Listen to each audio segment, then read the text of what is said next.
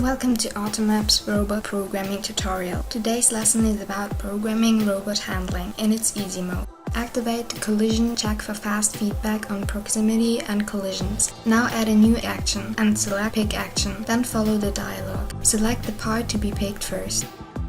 Next, demonstrate how to pick the part.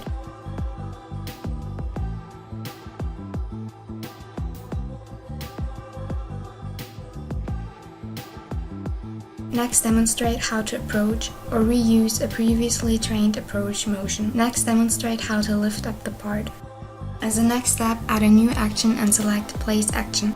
Follow the dialog again. Select the object on which to release the part.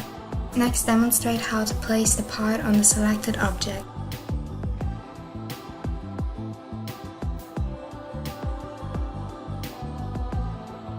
Next, demonstrate how to approach or reuse a previously trained approach motion. Next, demonstrate how to move away or just reuse the motion trained for approaching. Press Plan. Visualize the planned motion. If okay, you can now simply export the robot program and upload it to the robot.